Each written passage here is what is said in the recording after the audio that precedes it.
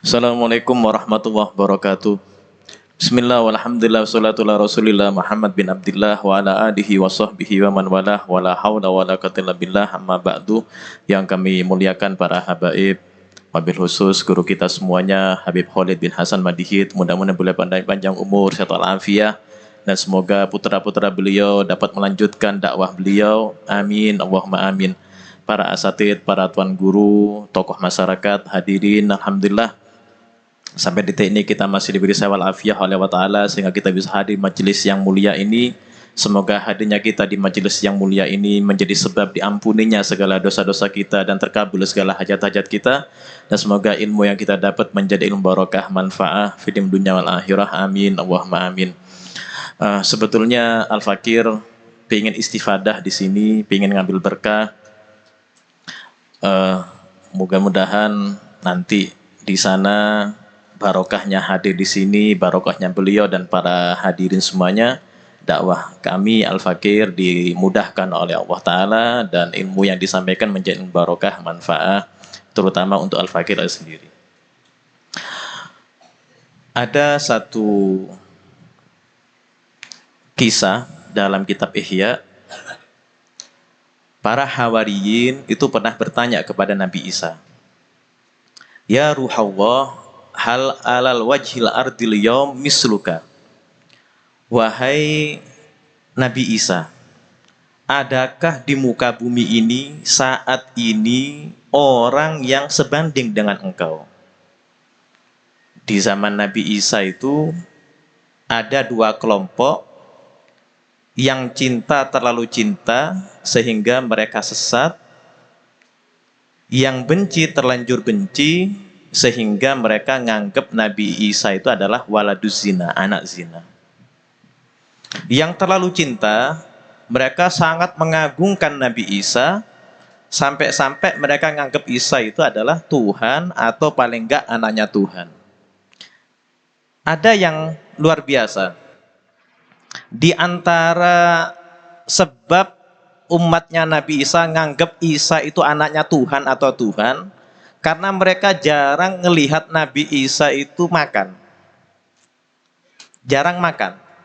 Ini kalau manusia kok nggak makan, ya, berarti ini ya Tuhan atau anak Tuhan katanya umatnya Nabi Isa. Maka dalam Al-Quran, ayat kulu washrobu itu kalau bagi orang awam itu mungkin hal yang biasa. Kulu washrobu kan perintah untuk makan dan minum. Untuk makan dan minum.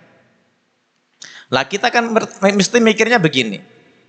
Ya namanya manusia walaupun gak diperintah makan dan minum, ya mesti makan dan minum. Kan mesti begitu. Tapi untuk orang ulama tidak. Justru kulu washrobu tadi itu adalah satu ayat yang dengan ayat itu dapat membatalkan ketuhanan daripada selain Allah Ta'ala. Selain Allah Ta'ala mesti makan itu. Selain Allah Ta'ala mesti minum. Nah maka setelah kecelakaan itu ya, kecelakaan sejarah yang dialami oleh Nabi Isa dengan umatnya itu yang dianggap sebagai Tuhan, itu Nabi tidak jarang makan di luar Nabi itu. Untuk nunjukkan kalau Nabi Muhammad itu adalah abduhu wa rasuluh, bukan sebagai Tuhan apalagi anak Tuhan. Jadi Nabi makan. Di luar itu makan Nabi. Jadi kalau ada ulama makan di emperan atau di warung itu jangan diprotes, itu ada dalilnya di situ. Nah, ketika umatnya Nabi Isa tanya, ada ndak orang yang sebanding dengan engkau wahai Isa? Kata Nabi Isa, iya ada. Jadi dikira nggak ada begitu ya. Kata Nabi Isa, mangka nakala muhudikro. Orang yang sebanding dengan aku, kata Nabi Isa, adalah orang yang ucapannya itu bernilai zikir atau bernilai ibadah. Bagaimana kita selama Ramadan dididik oleh Allah Ta'ala agar lisan ini jangan sampai bohong, jangan sampai ghibah, jangan sampai fitnah, jangan sampai adu domba dan sebagainya. Ini 1 bulan dilatih oleh Allah Ta'ala di bulan Ramadan karena ini, lisan ini. Jangan sampai lisan ini mengucapkan sesuatu yang membahayakan untuk dirinya, baik di dunia atau di akhirat. Maka benar sabdanya Nabi, "Mangkana yu'minu billah wal yaumil akhir falyakul khairan aw liyasmut." Orang yang beriman kepada Allah dan hari akhir, hendaknya dia ngomong yang baik, kalau nggak bisa diam sudah, nggak usah komen.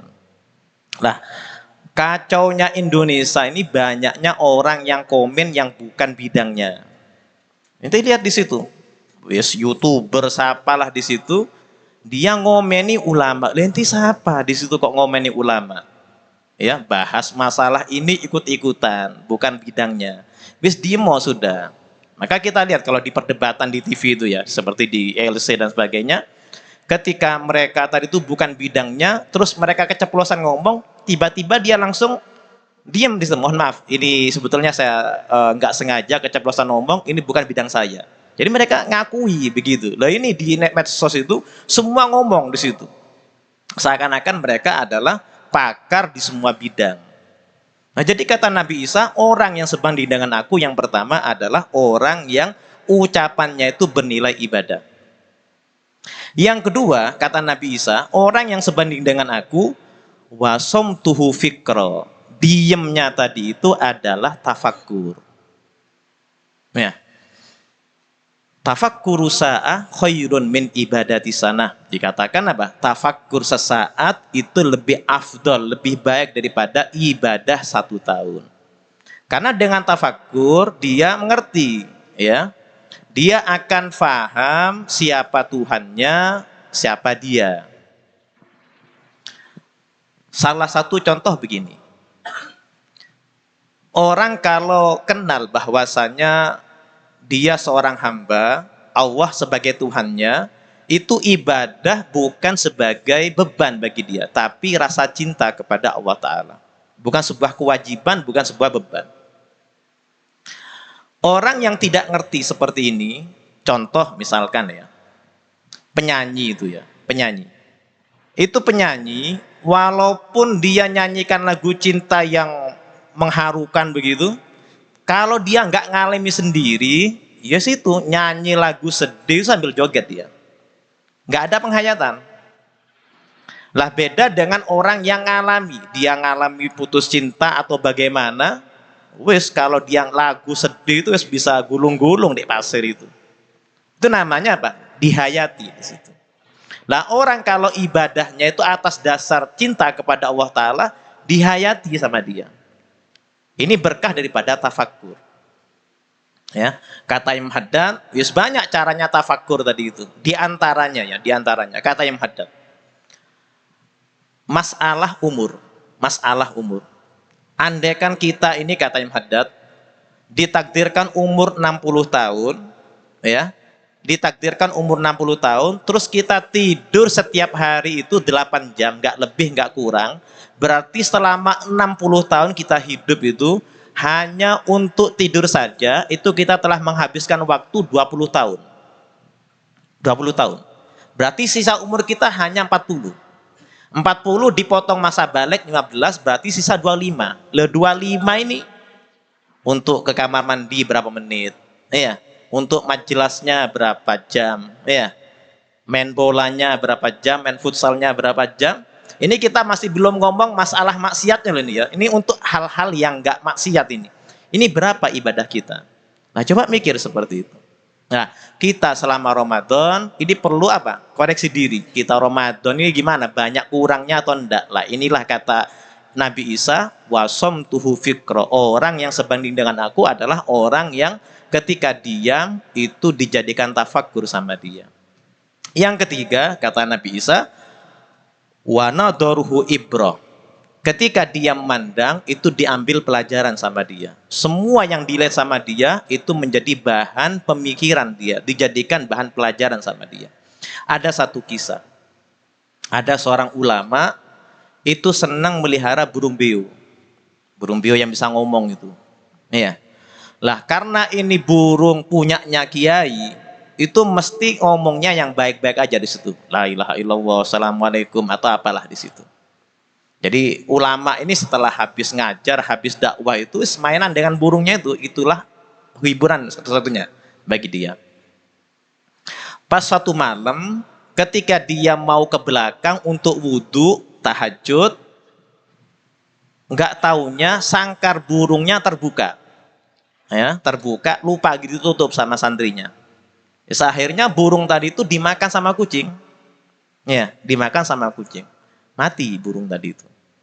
Sejak kematian burung beo radhiyallahu anhu ini, itu guru ini, ulama ini, kiai ini sedih terus bawaannya. Jadi sengajar males, dakwah males. Pokoknya males sudah. Akhirnya santri-santrinya musyawarah, segini aja sudah. Ini pasti guru ini terpukul dengan kematian burung kesayangannya. Terus gimana? Kita iuran aja. Kita iuran, nyari burung beo yang lebih hebat daripada burung guru kita. Kalau burung beo guru kita tadi itu hanya bisa mengucapkan assalamualaikum dan yang lain, kalau perlu kita nyari burung beo yang apal Baqarah. Iya. Udah, akhirnya terkumpul uang itu nyari burung yang hebat, dapat mereka. Setelah itu dipersembahkan kepada gurunya. Ini guru, hadiah daripada kami. Apa ini?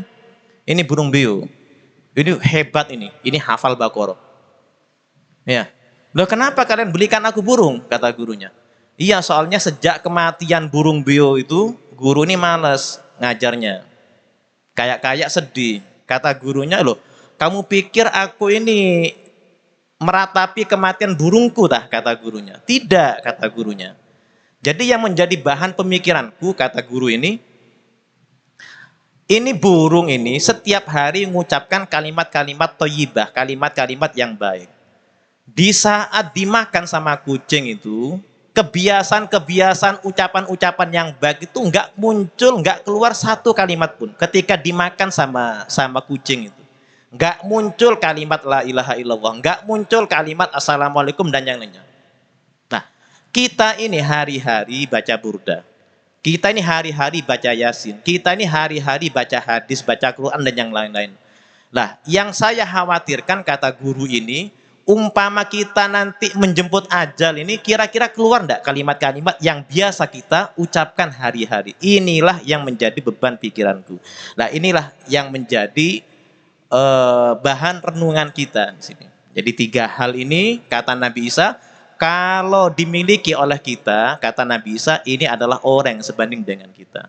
Ini saja yang bisa kami sampaikan. Mohon maaf, mungkin ada lebih sedikit waktu yang lebih, kami mohon maaf.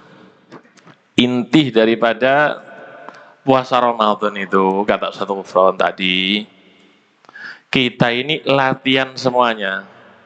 Ucapannya dilatih, yang keluar dari lisannya hanya kebaikan dan kebenaran. Yang dipandang oleh matanya tidak merendahkan dan tidak menghinakan daripada orang Islam. Telinganya digunakan untuk mendengarkan yang baik.